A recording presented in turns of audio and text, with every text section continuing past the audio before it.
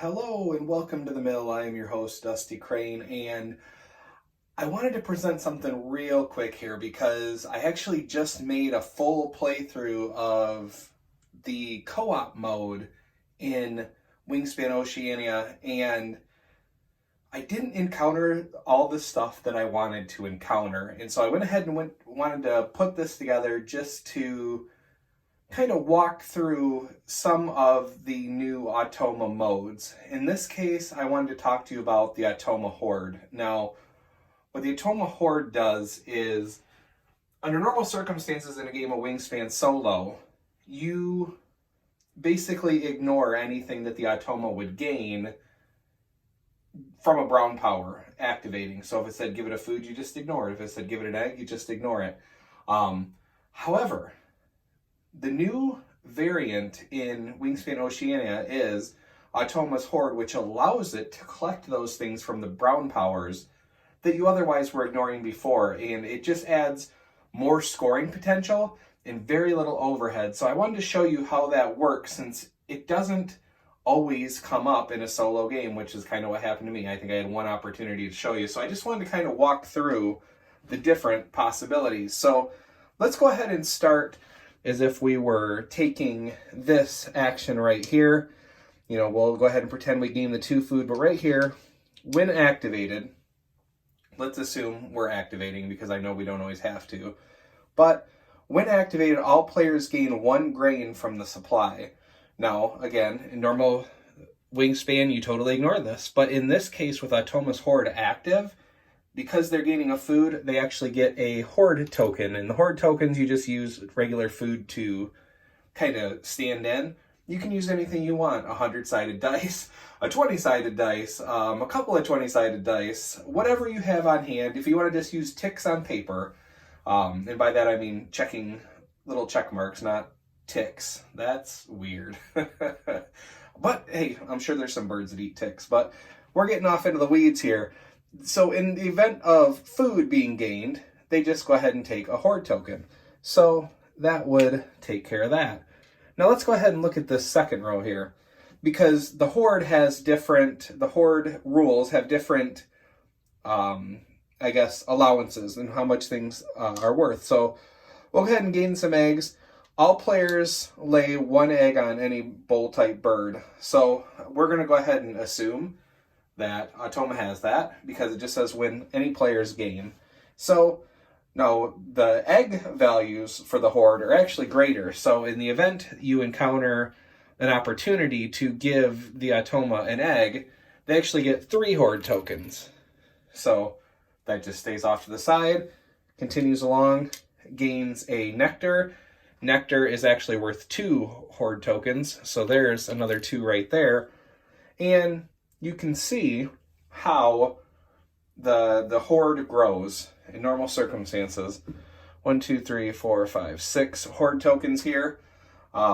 Let's go ahead and just present another scenario here to gain a few more Horde tokens before we close out what the Horde mode actually does. Okay, so for this row right here, we're going to go ahead and take a water row action, get a couple of cards, and then we're going to go ahead and give everybody a dice from the bird feeder. Now, when the Automa would gain a dice, they get 1 Horde token. All right. Moving along here, all players draw 1 card from the deck. Now, when the Automa is called to gain a new card, they get 2 Horde tokens. And so you can see how this Horde pile grows over time, over the course of the game, especially if you have quite a few birds on hand that give them more tokens. Now, this isn't anything that you need to memorize. There's actually a very handy-dandy card that comes in the expansion that kind of lays out what I just described to you. So, makes it very easy to go ahead and build the Horde. And now, we'll take a look at what the Horde does in terms of endgame scoring. Okay, what we're looking at here is the end-of-game conversion of Horde tokens to eggs, because that's what you're basically doing. Is the Horde tokens are going to translate into eggs, and how that's going to work is in a normal game of Wingspan where you're doing the bird cards are worth 4, In order to get a new egg, the face down bird cards are worth 4. Obviously, you have your choice of 3, 4, or 5, respectively, whether you're playing, an easy eaglet mode or eagle-eyed eagle. So in a normal game, 4 Horde tokens are worth 1 egg. And in a hard mode, 3 Horde tokens is worth an egg. And in easy mode, in eaglet, 5 Horde tokens are worth a single egg.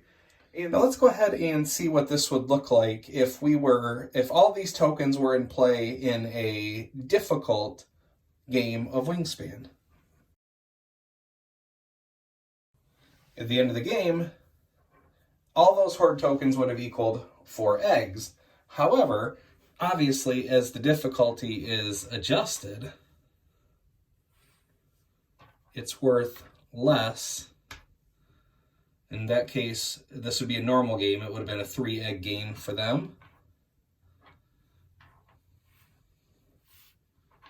And in eaglet mode, it would be 2 eggs gained, but these two extra Horde tokens are a part of the tiebreaker rules.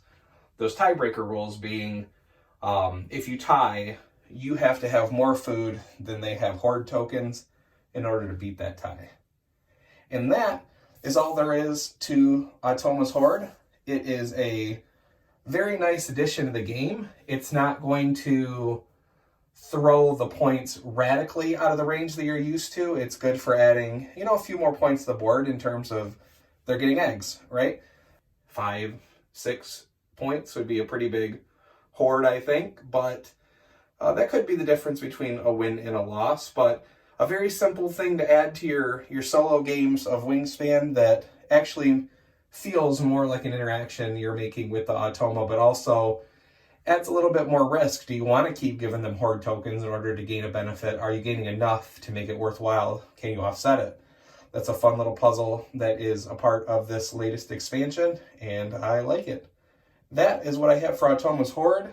All right, let's go ahead and talk about the new co-op mode, Automarazzi. Now, the story goes that this Automarazzi makes a fortune. So this is a play on the word paparazzi, if you're not familiar, but the Automarazzi makes a fortune selling photographs of interesting and rare birds to bird tabloids and television shows. They couldn't care less about the impact of their fumbling and stomping around the bird's habitat. They just want to take photos to sell to the highest bidder.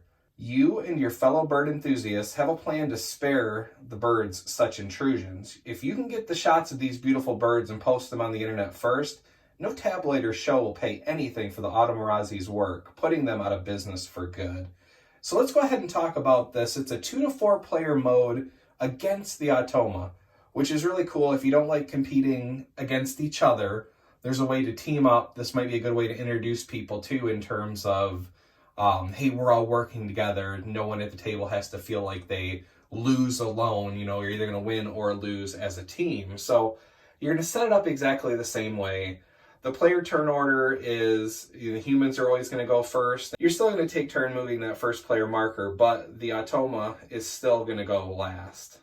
Automarazzi, you do have to figure out where it's sitting at the table though. So in my games where I've set up, I actually just, between the 2 players, like I might put the Automa cards between a couple of mats just to indicate where it is on the board. Just to make it easy, because there are cards that call out comparisons of the player on the left, the player on the right, etc. One important note, a rule change between when you're playing Automa solo versus when you're playing it in Automarazzi mode is when the card says to activate pink powers, that still only happens once between turns. What I really wanted to drive home here is that the pink powers work exactly like they do in a multiplayer game. You can't gain the pink power more than once between your turn, even if the Automa's card tells you to activate all pink powers. If you've already done it, that's it. So let's go ahead and talk about some new actions you have available on your turn. At any point in your turn, you can give bird cards to another player. Now, to give bird cards to another player, let's go ahead and say I wanted to give this Eastern Rosella to the other player. So if I wanted to hand that off to them, there's a cost involved. I can give as many as I want, but for every one I do, I have to either discard a food, an egg, or another card in my hand. So you can do that as many times as you could afford to. So I could give away both of these cards if I wanted to pay either, 2 food, a nectar, the eggs. So that is one of the new abilities, is being able to give away bird cards to another player. The second new ability that we have is to take eggs from another player. So let's say I'm sitting over here and I really need one more egg to play maybe one of these birds that I just received. In order to do so, I would have to go ahead and be able to take, and you have to have their permission, but I'd have to take 2 eggs to gain 1, because I'm going to gain one of these. I'm going to gain one of these, and the Automarazzi is going to gain one of those. So they're going to go off into different places. So we need to make sure that you're not giving your Automarazzi way too much power in terms of lots and lots of resources. Finally, there is one new thing that you have available to do, and that is only if you're also playing with the Automa's Horde rules. Again, those are basically gaining Horde tokens for whether or not you're gaining food or dice or nectar or cards or eggs, whether you're giving those to the Automa, when those brown powers would give them something. So if you are playing with this, you also have the ability in Automarazzi mode to give food to another player. So if I wanted to give these 2 food away, I could slide those off to my friend here on the side. And if I give them food, they're going to gain, the Automa's Horde is gaining 2. Now, let's go ahead and say that instead, this person only wants 1 nectar. Well, nectar is a wild resource that's worth more, so the Horde would actually gain 3 resources for that. So definitely better to give away food than nectar. You got to do what you have to do to beat that Automarazzi. So that is all there is to the new Automarazzi mode. You're giving bird cards, you're taking eggs, or giving food if you're playing with Automa's Horde.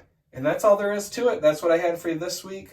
Keep your eyes peeled for a full playthrough of the Automarazzi mode coming to the channel here shortly.